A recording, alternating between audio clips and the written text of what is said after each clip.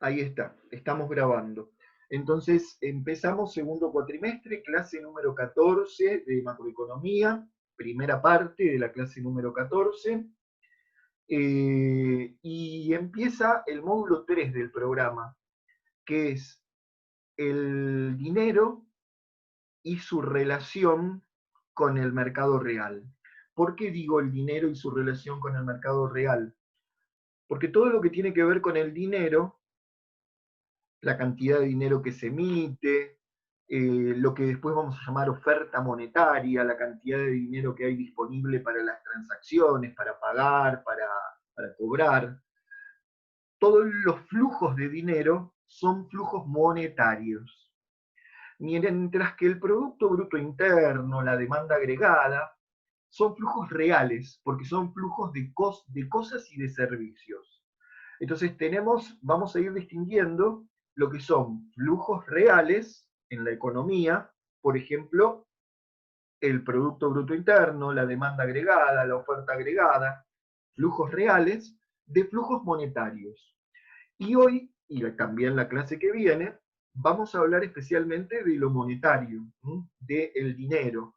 Piensen que el dinero no existió siempre. Yo no les voy a contar la historia del dinero porque sería muy larga, no forma parte de nuestro programa la historia, pero es un tema interesante que ustedes lo pueden investigar en internet si lo necesitan para enseñar economía política en el secundario. Solamente decirles, ustedes sabrán, que el dinero desdobló el trueque en dos operaciones, porque si no hay dinero, vos necesitas intercambiar una vaca por tantos kilos de arroz. En cambio, con la aparición del dinero, con el invento del dinero, se desdobló esa operación de trueque en dos. Yo puedo comprar el arroz sin entregar una vaca, entregando dinero. Y después la otra persona con ese dinero compra la vaca. Entonces se desdobla el trueque en dos operaciones. El dinero en la antigüedad eran metales preciosos, el oro se utilizó como dinero durante mucho tiempo. Aún hay gente que piensa que los actuales billetes están respaldados por oro. ¿Alguno de ustedes se cree eso? Aún hay gente que piensa que el dinero está respaldado por oro. No es así, el dinero no tiene ningún respaldo en oro, aunque todos los bancos centrales tienen un mínimo de reservas de oro, porque el oro es un metal escaso y que tiene mucho valor. Generalmente no pierde valor el oro, es un activo que no pierde valor, al contrario, suele seguir aumentando de valor. Entonces los bancos centrales de los países tienen una partecita de sus reservas en oro, pero de ninguna manera todo el dinero está respaldado en oro ni en casi ninguna cosa. Entonces yo me pregunto y les pregunto a ustedes, antes de compartir pantalla y de empezar con el apunte, ¿se escucha bien, chicos? Gracias. Tengo miedo al tema de las interferencias. Abran el micrófono cuando quieran comentar algo o preguntar algo. Y yo les pregunto a ustedes, a alguno de ustedes que desactive su micrófono, ¿por qué piensan que el dinero tiene valor si por lo menos si yo me compro un medio kilo de queso o un yogur, me sirve para satisfacer la necesidad de comer? Mientras que el dinero no se come, el dinero no se come. Entonces ese papel pintado, sin respaldo, ¿por qué tiene valor? ¿Qué les parece? También una de las cosas es que la gente misma le da el valor. Muy bien. Las personas le dan valor a ese billete pintado. El valor del peso argentino, el valor del dólar, lo que la gente va creciendo, esto vale más, peso argentino, por eso el dólar vale mucho más. Para mí es algo parecido, no sé si está bien, pero es algo así para mí. Estoy de acuerdo. ¿Alguien quiere agregar algo? Y yo después lo redondeo. Pero estoy de acuerdo, Matías. Porque El eso fue dinero... una forma más, perdón, iba a acotar, no sé si Sí, está bien. dale. Se me ocurre que por ahí es una manera más sencilla de acumulación. O sea, no es lo mismo acumular 10.000 vacas que billetes. Está bien, pero ¿por qué le damos valor al billete? Si el oro, digamos, tenía un valor en sí mismo porque era un activo, un bien escaso. En cambio, los billetes, los gobiernos los emiten a lo loco. ¿Por qué tiene valor? ¿Alguien quiere agregar algo más? Porque lo de Matías está bien. Faltaría decir, y se relaciona con lo que dijo Matías, que el dinero tiene valor porque todos lo aceptamos para comprar cosas. Vos vas al supermercado con una cadenita de plata que tiene un valor, pero no te la van a aceptar en el supermercado para pagar tu compra. En cambio, vas con un papel pintado, que serían los 500 pesos o los 1000 pesos, y sí te los aceptan. Entonces el dinero tiene valor porque hay confianza en que nos lo van a aceptar como medio de pago. ¿Qué problema sería si toda la sociedad un día empieza a desconfiar y no lo empieza a aceptar como medio de pago? Pero eso no ocurre tal cual como está estructurado el sistema. ¿Y saben por qué? Porque el único que puede emitir los billetes es el Banco Central de la República Argentina. Entonces, como lo emite el Estado y nadie más, no lo puede emitir Julieta, Matías ni yo, entonces aceptamos esos billetes y aceptamos el dinero como medio de pago. Pero no porque tengan algún respaldo. En todo caso, chicos, el único respaldo que tiene el dinero en cualquier país del mundo es el Producto Bruto Interno. Nosotros confiamos que con el dinero podemos comprar bienes y servicios. Y esos bienes y servicios, ¿qué son? El total de bienes y servicios finales producido por una economía en un momento, en un tiempo determinado. Es el Producto Bruto Interno. Entonces, el hecho de que el dinero sirve para comprar bienes y servicios es también lo que le da valor al dinero. ¿Mm? El dinero en todo caso está respaldado por el Producto Bruto Interno de un país.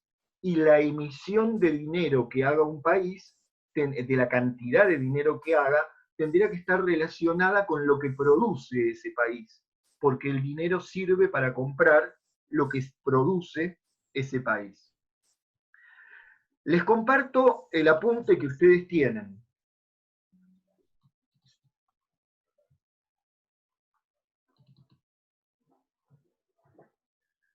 Ahí está. ¿Lo están viendo? Apareció. Bien. Uno de los apuntes que tienen se llama agregados monetarios.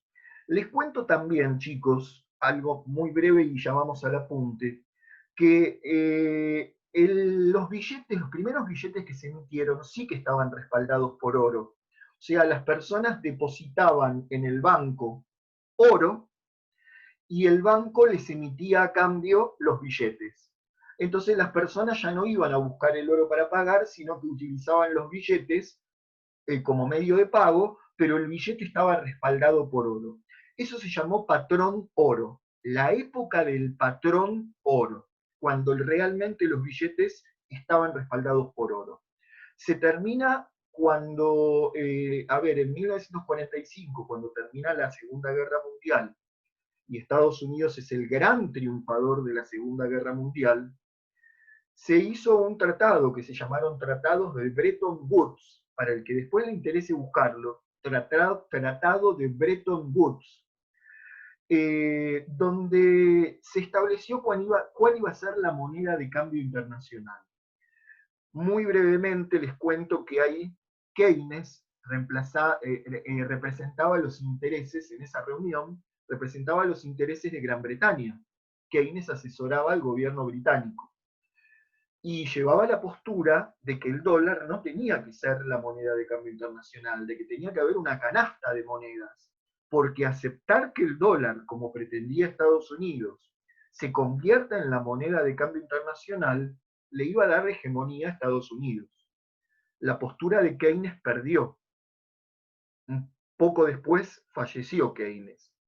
En eso no tuvo éxito.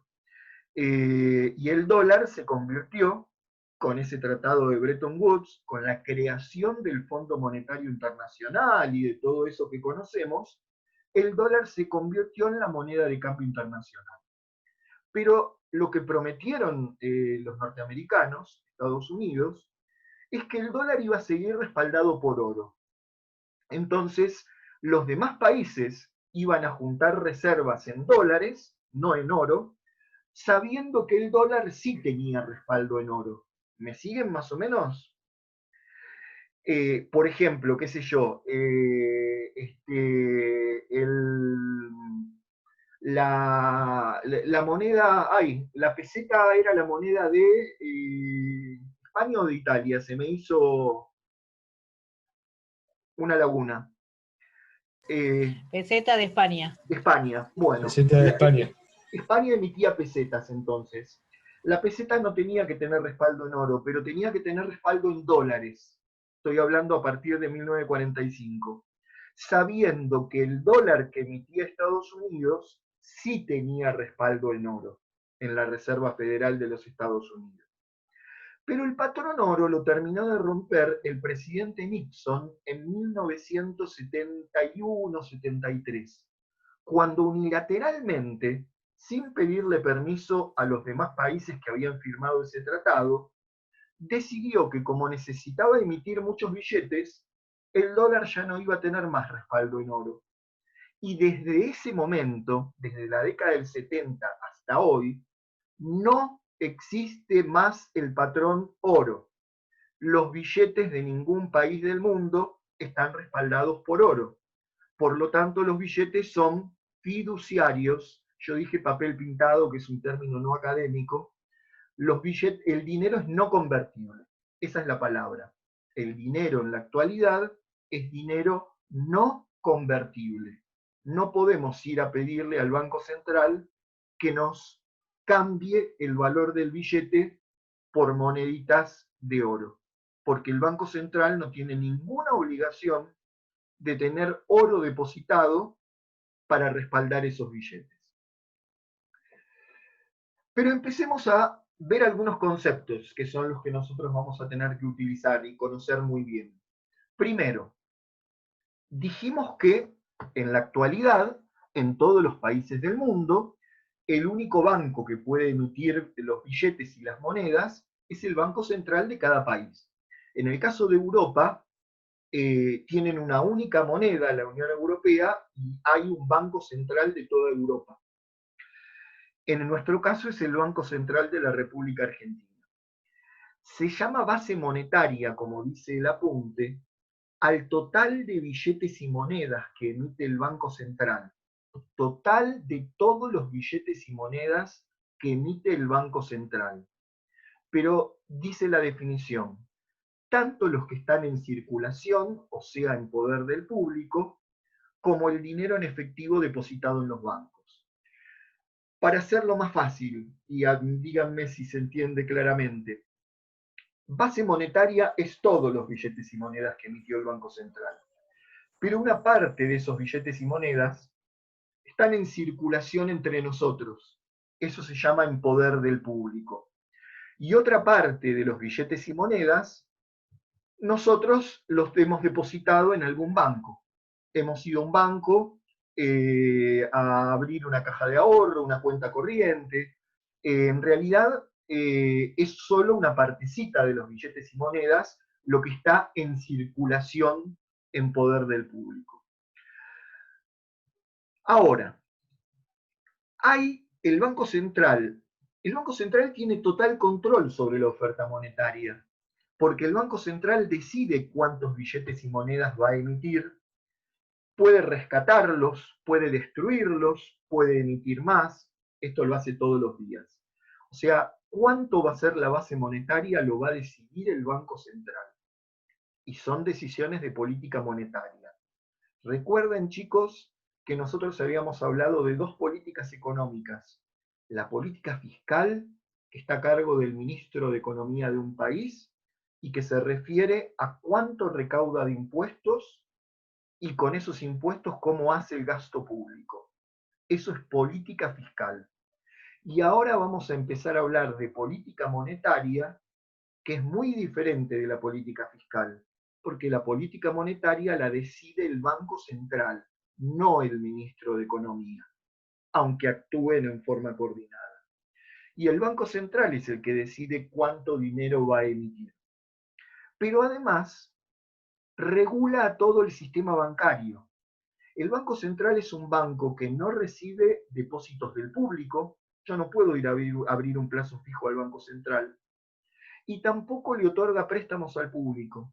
El Banco Central está para emitir billetes y monedas a través de la Casa de la Moneda, para regular esa circulación de dinero y para controlar a todos los bancos.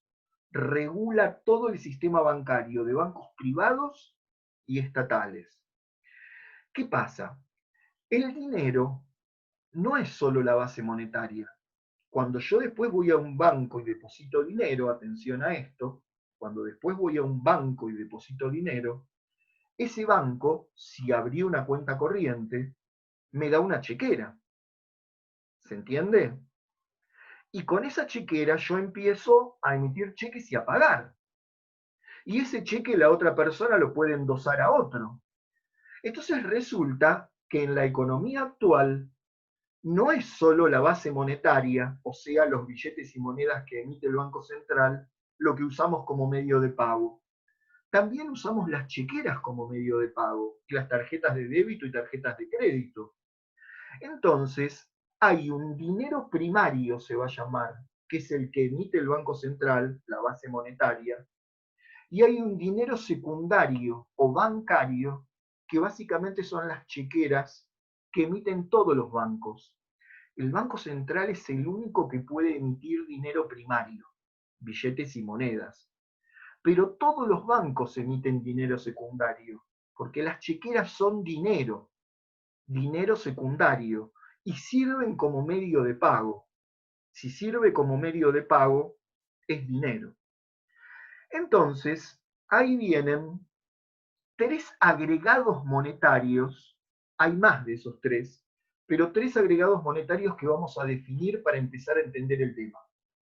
Y recuerden que me pueden interrumpir si algo no se entiende. Después de la base monetaria, al Banco Central le interesa medir constantemente, lo controla, cuánto es el M1, el M2 y el M3. ¿A qué llamamos M1? Llamamos M1 a todo el efectivo que haya en circulación, o sea, no toda la base monetaria, solamente la parte de la base monetaria que está en circulación.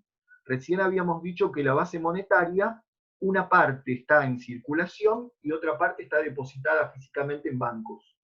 Bueno, M1 es igual al dinero efectivo en circulación más todas las cuentas corrientes o depósitos a la vista. Todas las cuentas corrientes que se crearon en todo el sistema bancario. Porque esas cuentas corrientes permiten emitir cheques y los cheques también son otra forma de dinero secundario. Entonces, M1 es más que la base monetaria porque los depósitos en cuenta corriente son mucho más grandes que en general que la base monetaria. Y M1 también el Banco Central necesita controlar, después vamos a ver cómo, hasta dónde se expande. Vamos a llamar M2 a M1 más los depósitos en caja de ahorro. Porque nosotros, si no tenemos cuenta corriente, pero tenemos caja de ahorro, también lo podemos extraer para pagar. Entonces la caja de ahorro también es dinero líquido. ¿Se entiende? M2 también mide la cantidad de dinero que hay en una economía. Yo puedo medir la cantidad de dinero por medio de la base monetaria, por medio de M1 y por medio de M2. M2 es el más amplio que mide la cantidad de dinero que tenemos disponible para pagar y cobrar, para transacciones. Porque M2 se compone de M1, es decir, de todo el dinero en efectivo en circulación, más todos los depósitos en cuenta corriente, pero M2 le suma además todo lo que está depositado en caja de ahorro. Entonces podemos decir que M2 es la oferta monetaria. Este término es muy importante, chicos, porque nosotros hemos hablado mucho de la oferta agregada. No confundirla con este nuevo concepto que es oferta, pero no agregada, oferta monetaria. La oferta agregada era el total de bienes y servicios que las empresas nos ofrecen, bienes y servicios. En cambio, la oferta monetaria es el total de dinero disponible para transacciones. El total de dinero disponible que hay en una economía para poder comprar bienes y servicios, para realizar pagos y cobros. Y esa oferta monetaria, algunos, como Samuelson, la miden por medio de M1, pero otros dicen, y yo coincido, que como lo que tenemos depositado en caja de ahorro también se puede extraer para hacer pagos, entonces realmente la oferta monetaria es M2. M3, en cambio, no es la oferta monetaria porque se le suman los depósitos a plazo fijo y esos depósitos no los podemos retirar en cualquier momento para realizar un pago. Por eso, entre M1 y M2 está la definición de oferta monetaria. Reitero, como síntesis, la oferta monetaria es el total del dinero que está disponible para transacciones. Ahí tienen las funciones del dinero, que no las voy a explicar porque son muy simples. El dinero es un medio de pago aceptado, sirve como unidad de cuenta porque mide el valor relativo de un bien con respecto al otro, y sirve como reserva de valor para ahorrar. El problema es que esta tercera función se deteriora cuando hay inflación. Ahora, así como hay una oferta monetaria, el total de dinero para transacciones, también existe una demanda monetaria. Las personas demandamos dinero, queremos tener dinero en efectivo, justamente porque lo necesitamos para hacer transacciones, porque no hay una sincronización entre el momento en que me pagan el sueldo y que yo pago al supermercado. No hago que yo podríamos decir que no me paguen el sueldo en efectivo, no lo extraigo, con el sueldo directamente que vaya al supermercado. No, todos necesitamos tener un saldo de dinero en efectivo por la falta de sincronización entre el momento en que recibimos nuestros ingresos y que realizamos nuestros pagos. Y además por la incertidumbre que hay sobre el grado de falta de sincronización. Ejemplo, yo quiero tener guardado algo de efectivo por si mañana tengo que llamar urgente a un médico a casa y le tengo que pagar, porque desconozco cuál va a ser el momento en que voy a tener que realizar un pago. Eso es lo que se llama motivo transacción y motivo precaución. Necesitamos tener dinero, es muy simple, para poder pagar nuestras compras y nuestras deudas, para nuestras transacciones. ¿Alguna pregunta hasta ahí? Vamos a dos conceptos muy importantes que yo los dije recién por encima. ¿Qué es el dinero primario y qué es el dinero secundario? Llamamos dinero primario a la base monetaria, es decir, a la cantidad de billetes y monedas que emite el Banco Central. Y llamamos dinero secundario a las chequeras, que no las emitió el Banco Central, porque el Banco Central no emite chequeras, las emite todo el conjunto del sistema bancario, privado y estatal. Todos los bancos emiten dinero, pero dinero secundario. Entonces el dinero secundario se genera porque existen depósitos en cuenta corriente. Y a medida que, después vamos a ver en la segunda parte de la clase, cómo se van generando los nuevos depósitos a partir de los préstamos. Eso dejémoslo para después. Para terminar esta partecita, dijimos que el Banco Central es el único que está autorizado a emitir billetes y monedas. Bueno, miren en el libro de Samuelson, porque ustedes pueden buscar en internet el libro, y enriquecer lo que estamos estudiando buscando el capítulo en el libro de Samuelson donde está esto explicado. En el libro de Samuelson, yo me lo copié, está esto que es un esquema muy sintético del balance del Banco Central de la República Argentina. El balance del Banco Central de la República Argentina. El principal pasivo del Banco Central es la base monetaria, chicos. Porque el dinero que el Banco Central emite nos lo debe. Es como, piénsenlo así, cuando ustedes emiten un pagaré y pagan con un pagaré, tienen una deuda. Bueno, el dinero, como es emitido por el Banco Central, el dinero es el equivalente a un pagaré. El Banco Central lo emite y lo considera como su pasivo. Ahora, si aumenta un pasivo cada vez que el Banco Central emite dinero, aumenta ese pasivo, es porque del otro lado el Banco Central tiene un activo. Yo dije al empezar la clase que el dinero, la base monetaria, no está respaldada por oro, pero sí tiene otros activos que la respaldan. Por ejemplo, el Banco Central emite dinero cuando le compra los dólares a los exportadores. Esto lo habíamos charlado, a ver si se acuerdan. Cuando una empresa exporta, cobra en dólares. Esos dólares no se los puede quedar. Lo vimos cuando hablamos de las retenciones, ¿se acuerdan? El exportador cobra en dólares, pero como esa no es nuestra moneda, los tiene que liquidar, se los tiene que vender al Banco Central. Entonces el Banco Central le paga al exportador en pesos, es decir, que aumenta su pasivo, la base monetaria, pero a la vez el Banco Central empieza a acumular reservas en oro y divisas, en este caso en divisas.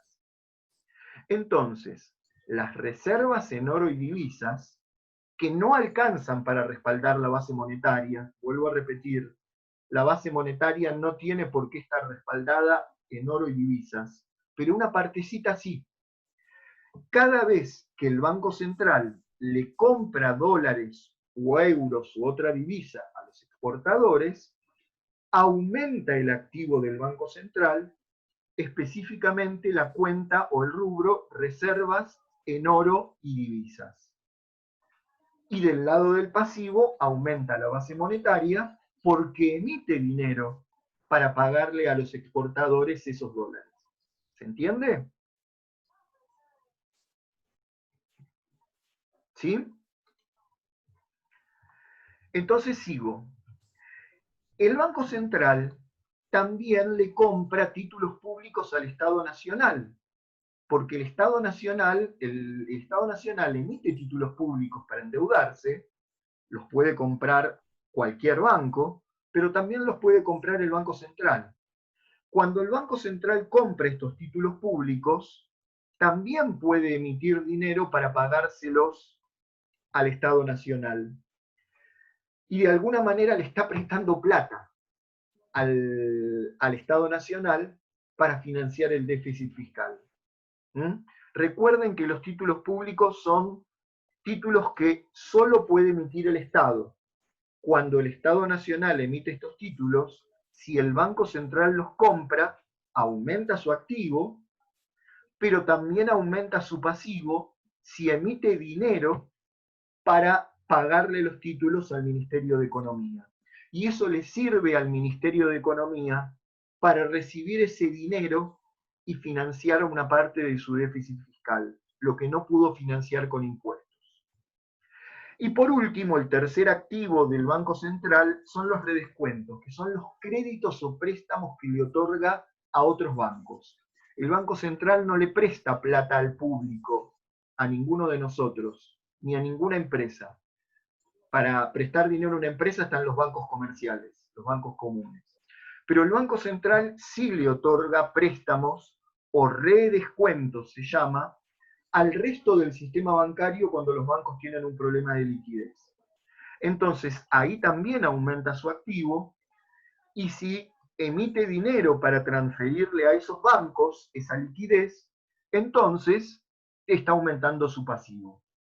Por último, porque ya se corta esta parte, resumiendo, estamos diciendo que el principal pasivo del Banco Central es la base monetaria. Y que los tres principales activos del Banco Central no son ni sus muebles y útiles, ni sus inmuebles, que también los tendrá. Los tres principales activos del Banco Central son las reservas en oro y divisas, como dice ahí, punto 1, que las obtiene en su relación con el sector externo, principalmente las obtiene del superávit comercial. Si no hay superávit comercial, si las exportaciones no superan a las importaciones, no hay forma de que el Banco Central acumule reservas. Ese es el problema que siempre tenemos en Argentina. Y por eso después terminamos pidiendo